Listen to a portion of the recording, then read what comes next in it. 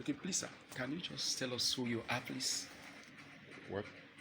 Can you tell us who you are? Okay. My name is Reverend Chuma Okorafu. And I used to live in the US, but I came down to Nigeria in 2014.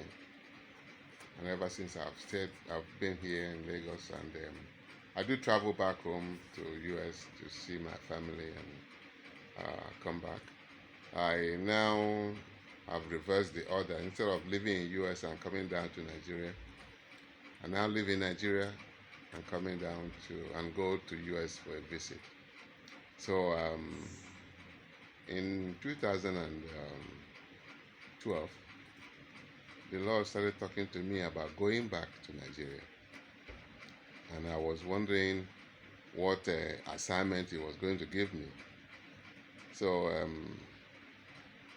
into that same year, He started telling me about new Nigeria, that a new Nigeria, because every day I pray, I talk about Nigeria, because I was really sad about what was going on in our country, Nigeria. So He told me that I'm going back to Nigeria to help bring in a new Nigeria. And I was wondering what I was going to do.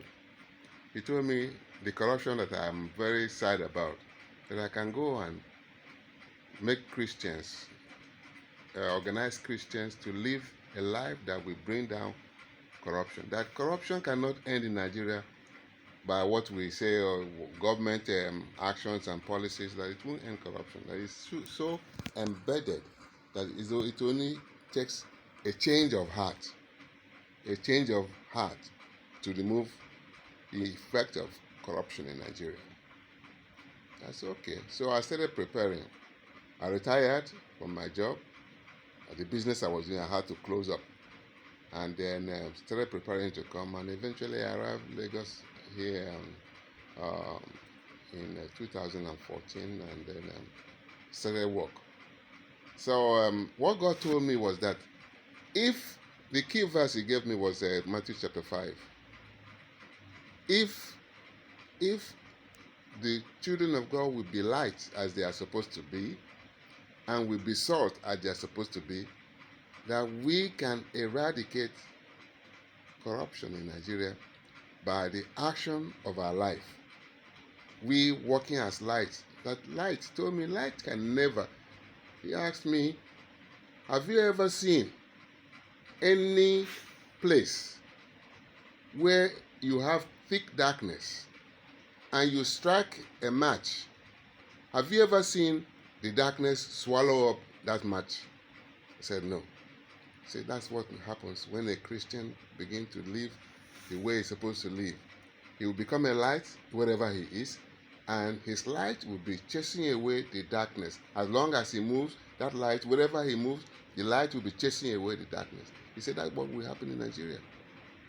So I came back with excitement, thinking it was going to be easy, that whenever I meet all these leaders and tell them what God told me, they will join me, and we will begin to talk to Christians and address the issue of Christians fighting corruption, not the government. The government cannot win. The government cannot touch corruption because they are all involved in it. So I came back, I started looking for the church leaders. Each one I meet, they say, oh, what a wonderful vision.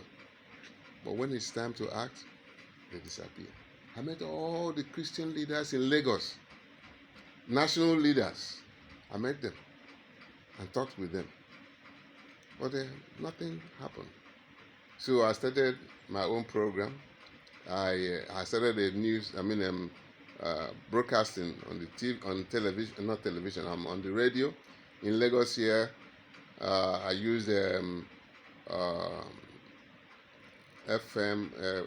1, that Lagos State something. I've forgotten their distance now. I was, my program was running there early in the morning, and then I have one in Oka FM, owned by the federal radio Corporation. federal Radio Corporation. Yes. and then one in Abuja, one in Port Harcourt, and one in Umuahia. So there were about 5 radio stations that were airing. This was costing a lot. So that's once a week. That was when it was being aired. I have my computer filled with all those radio messages, and they're all with me. So that's what I was doing, but I was seeing no progress. I was seeing the radio station payment was taking a lot of our money.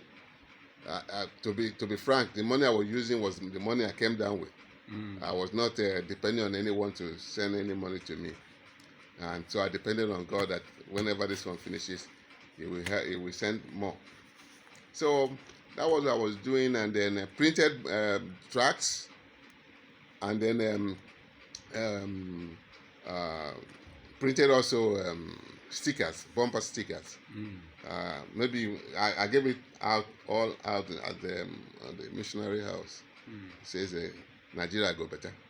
That was the main. That was the caption. So I've been involved in that, and then I started. Now I ask God, please, am I the only one that you gave this job? Is there no one I can work with who is even resident in Nigeria here? And I didn't find. I have partners, pastors who are with me, who are partnering with me, who are officers in the, because we had to register it with the CC. What do you call it? CSC. Okay. So they are partners and members and officers in the ministry. So I wasn't getting any feedback. We spend a lot of money. We organize every month. We organize a prayer for Nigeria, and usually non-denominational. And we have to hire AC, a hall, little hall that are air conditioned. So money was just going. And eventually, I started hearing some orders from here and there until I heard you, and I read some of your something you have written. Then I said, this young man must be in the same boat with me. So I said, I'm going to have a time and talk with you. So I'm now convinced. I remember I told you one day, but I don't need to hear anything more from you. That I'm now convinced about who you are and what you are doing. I don't know. Well, we was it when I was in US? We had a conversation on the phone. Yes. I told you that I'm now sure who you are. So that I don't need any other Another confirmation. Yes. So that's it. I'm glad to see you. Thank you, sir. And we are doing the same thing, but I was doing it from a different angle. I wasn't paying. When I go to churches to minister, I teach about how to be light, using the Bible passage the Lord gave me, how to be light and salt. That's what Nigeria needs. If in fact, the Lord told me, if we can do this for 5 years, that within 5 years, He says within 5 years, we will see a turnaround in Nigeria. That Nigeria we are looking for will begin to come. That's what He told me, and I believed it. If the church leaders are really interested in pursuing the things that are making our nation not grow, if they are really interested, if they are not just working to improve their empires and grow their empires, if they really want a difference in Nigeria and they want God to take glory. In fact, God told me that He doesn't want these people to go on, the politicians and the rest of them and civil servants, to take credit of what He will do. That He wants He and His children to take credit when the new Nigeria comes. That it won't be this politician will say, "Oh, it's our program," or this person will say, "It's our." It will be the everybody will know that it is the children of God in Nigeria that did it. And God said He will be delighted to take take the glory. And then he says, it's not something that will happen in one fell swoop. It's something we have to sit down and walk. Preach the truth. Preach that Christians are light. Light, the Nigerians who are not Christians are walking in darkness. And there are so many of us in this country. There's so many of us in this country that if we stand up and say, we oppose corruption, and we will never give to anybody who demands us to give anything. We will never give and we will never receive. And we mean it as one body in Nigeria. Others will join us.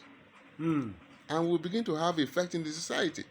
And then the revival we are looking for will come in. When Christians, all Christians now join together in one as a body united and said, Nigerians, we want to declare today to you that from today onward, we will never give anybody bribe, no matter what, and we will never receive.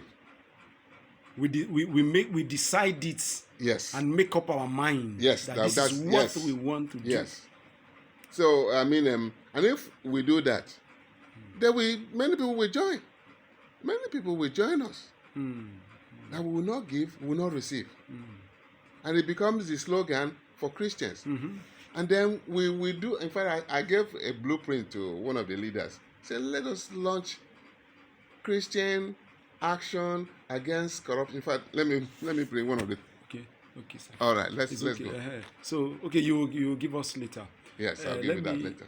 Friends and partners, this is Moses Ojo Chenemi, God Special, here with our brother. That Chuma has been very supportive. I want to mention this, not to say he's to expose him, but we should appreciate him. He has been particularly been concerned about the IDPs in Nigeria, even while he was back in the US. He has sent relief